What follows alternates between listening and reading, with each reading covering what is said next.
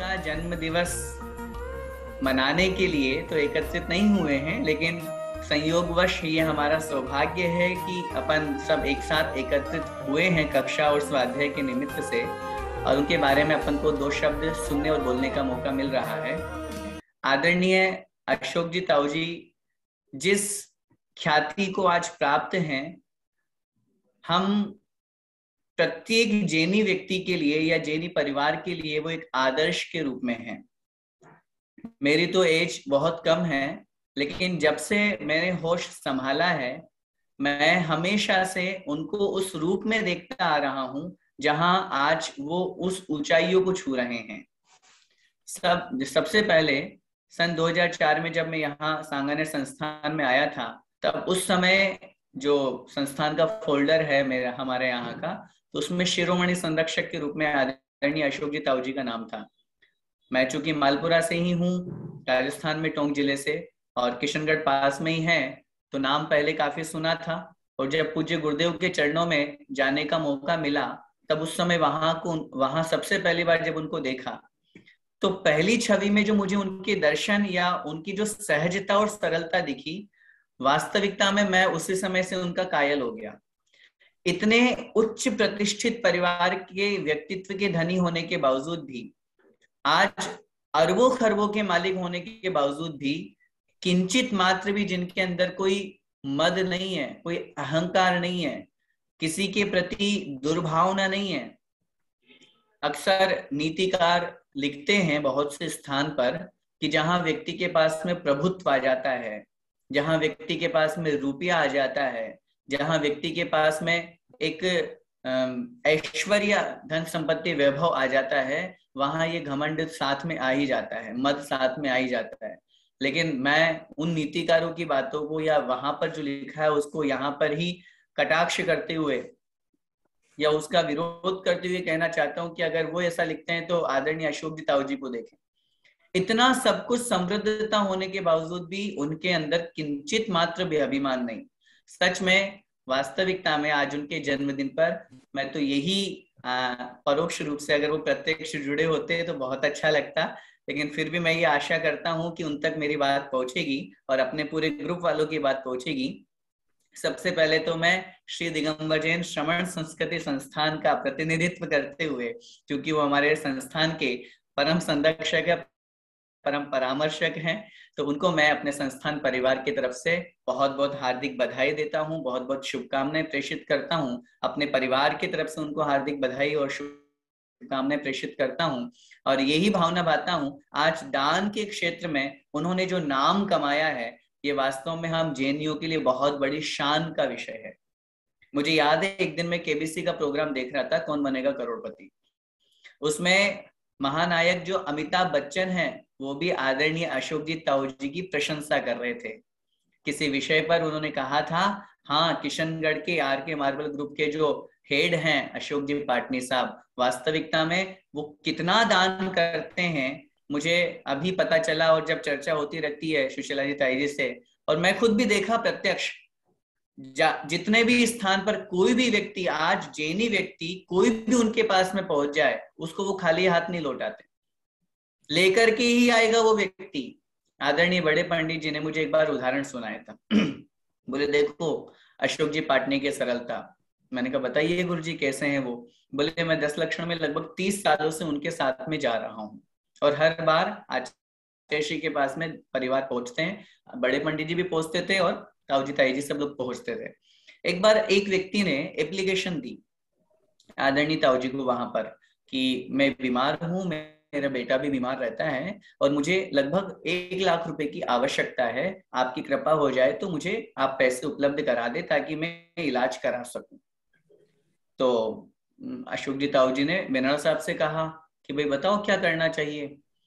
अशोक जी ताऊ जी का एक सबसे बड़ी बात यह है कि वो कभी किसी भी व्यक्ति को पैसा देते हैं, सामान्य रूप से तो ऐसा तो दिल खोल करके देते ही हैं, लेकिन एक पहचान के लिए वो किसी न किसी की रिकमेंडेशन जरूर मांगते हैं, ताकि वो सही जगह जा रहा है और सही व्यक्ति के पास में जा रहा है, ये बहुत सही तरीका वो अपनाते हैं।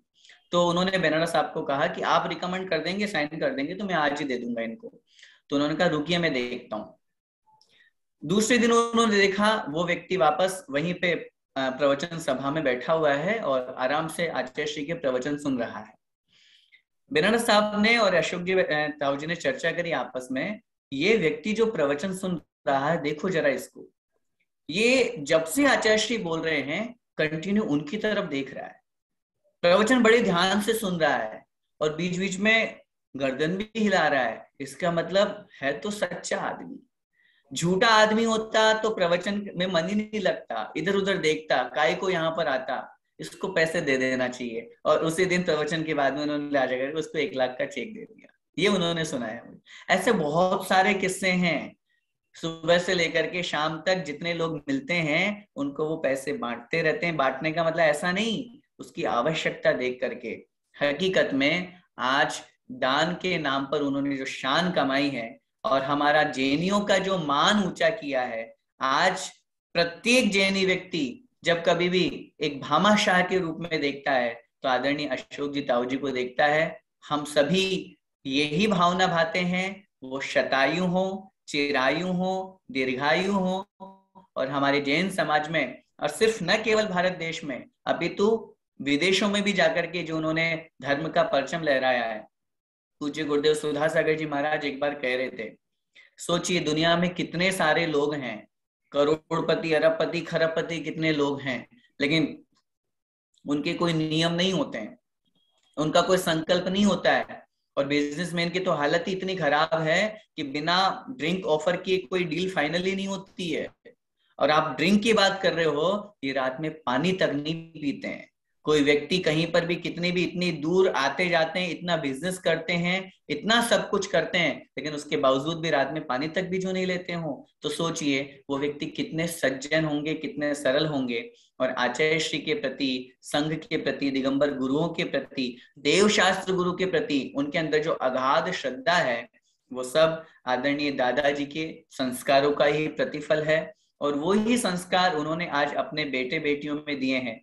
पिंकू दी को जो अमिता दी है, उनको भी जब हम देखते हैं, सुनते हैं, तो सारे संस्कार, और ऐसे ही सब में भैया वगैरह जितने भी हैं, आदरणीय ताई जी का कहना ही क्या। आज बताइए, इतना सब कुछ वैभव विलास होने के बाद में एक व्यक्ति कोई तो ये सोचे मैं काय को कहाँ जाऊं, मैं तो आराम से भोगो भोग करके आराम का जीवन जीऊ ना।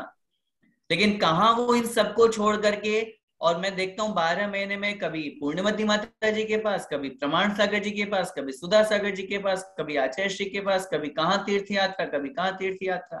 और अभी कोरोना चल रहा तो ये स्वाध्याय सुबह दोपहर शाम तीनों टाइम, अपने व्रतों का पालन। और जब से आचार्य श्री से प्रतिमा ली है तब से तो उन्होंने अपना जीवन ही संवार लिया, सोने में सुहागा कर लिया। तो ऐसा परिवार अपन जैन समाज में पा करके और बहुत धन्य है। वास्तविकता में हम सबके लिए ये एक प्रेरणास्पद समय है और प्रेरणा देने वाला आज जन्मदिन है। हम सबको उनके जन्म दिवस पर यही भावना भानी चाहिए। मैं तो वीर प्रभु से यही प्रार्थना करूंगा कि उनको बहुत लंबी आयु दे, ताकि हमारे जैन धर्म की बहुत प्रभावना हो। आचार्य भगवंतों ने शास्त्रों में लिखा है धर्म की प्रभावना कैसे करनी चाहिए, तो उन्होंने लिखा, आचार्य अमृतचंद स्वामी महाराज ने पुरुषार्थ सिद्धि उपाय में, दान तपो जिन पूजातिशयश्च, दान के माध्यम से, पूजा के माध्यम से, तप के माध्यम से, इन सब के माध्यम से धर्म की प्रभावना करनी चाहिए। आज जितने भी स्थान पर हम देखते हैं, जितनी भी शीर्षस्थ संस्थाएं हैं, उन सब में अगर सबसे पहला नाम कहीं है तो वो आर के मार्गल ग्रुप का है, आदरणीय अशोक जी ताऊ जी का है। वो दान की पर्याय बन चुके हैं। कोई भी व्यक्ति उनके पास में जाता है, और सिर्फ न जाता है अपितु जब उनको पता चलता है कि वहां आवश्यकता है तो खुद आगे होके फोन करके, मुझे अच्छी तरह से याद है 1-2 जगह का मेरे पास में खुद फोन आया था कि आप वहां से दान दिलवा दीजिए। मैंने कहा नहीं, आपको कहने की आवश्यकता नहीं है, उनको खुद पता चलेगा। और जब उनको पता चला, वो खुद आगे होकर के फोन करते हैं, भैया आपने मुझे बताया क्यों नहीं, आपको जरूरत है, आप मुझे कहते तो सही, अब है ना जरूरत, बिल्कुल है, ये लीजिए मैं इतने रुपए देता हूँ, इतने लाख रुपए देता हूँ। और संगानेर संस्थान तो उनका पूरा है ही। जब से संस्थान खड़ा हुआ है आज तक प्रतिवर्ष उनके माध्यम से लाखों रुपए यहाँ पर आते हैं। बच्चों की पूरी पढ़ाई का खर्चा उनके माध्यम से निकलता है। और ऐसे ही न जाने कितने ऐसे क्षेत्र हैं जहां वो करोड़ों रुपए देते हैं, अरबों रुपए देते हैं। और आज इतने बड़े बड़े जो तीर्थ बन रहे हैं, बड़े बड़े जो मंदिर बन रहे हैं, उन सब में उनकी महती भूमिका है। बहुत बड़ी भूमिका है। और दान के माध्यम से ऐसे बड़े बड़े जिन मंदिर बनवाने के माध्यम से, आज सोचिए नारेली का मंदिर कितना विशाल है, कितना अभूतपूर्व है, आज लोग उस मंदिर को देखने के लिए वहां पर आते हैं। तो ऐसे व्यक्तित्व के जो धनी हैं, उनका आज जन्म दिवस है। अपन सभी बहुत बहुत बहुत शुभकामनाएं उनको प्रेषित करते हैं।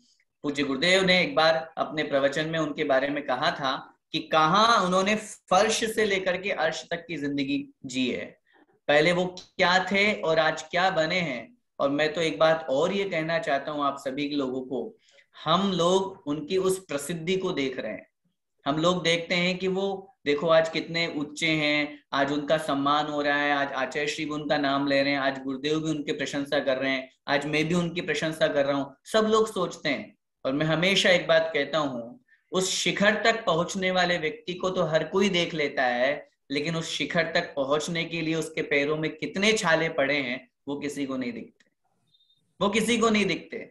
आज उन्होंने यहाँ इतनी ऊंचाइयों तक पहुंचने के लिए कितनी मेहनत करी है, कितनी तपस्या करी है, कितनी साधना करी है। आज आचार्य भगवंत का नाम लेते हैं, मैं बहुत से स्थान पर जाता हूँ, वहां पर जब आचार्य भगवंत की प्रशंसा करता हूँ, उनके चरणों का गुणानुवाद करता हूँ, तो लोग कहते हैं क्या तुम आचार्य श्री लगा के रखते हो। और भी तो साधु हैं, मैं उनसे निवेदन करता हूँ, और साधु अपनी जगह है, उनको मेरा नमोस्तु, लेकिन आचार्य भगवंत मेरे गुरु हैं, और जो जीवन उन्होंने जिया है उसकी प्रशंसा नहीं करेंगे तो किसकी करेंगे।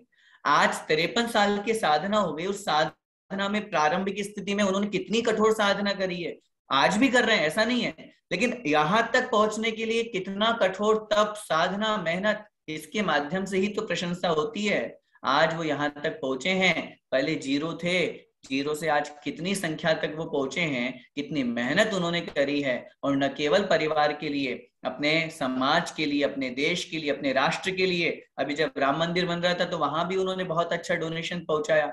जब कोरोना की बात आई तो वहां भी पीड़ितों के लिए, हर क्षेत्र में, ऐसा नहीं कि सिर्फ धर्म के क्षेत्र में, तो उस क्षेत्र तक, हर क्षेत्र में जब उनका नाम पहुंचेगा तो हर व्यक्ति को कहीं ना कहीं उनकी प्रशंसा तो नजर आएगी ही आएगी। और इसलिए मैं तो यही कहूंगा, दान के पर्याय स्वरूप आदरणीय अशोक जी ताऊ जी को मेरा सादर प्रणाम और बहुत बहुत सारी शुभकामनाएं। आप बहुत दीर्घायु हो और इसी तरह से आपके माध्यम से धर्म की प्रभावना होती रहे।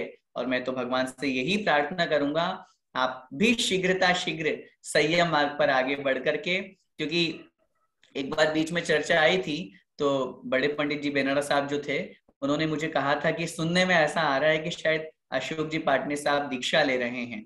तो मैंने उनको कहा था, गुरुजी फिर तो ऐसा ही लगेगा जैसे चतुर्थ काल में चक्रवर्ती सब कुछ छोड़ करके और मुनि बन जाते हैं, तो ऐसा ही प्रतीत पंचम काल में होगा।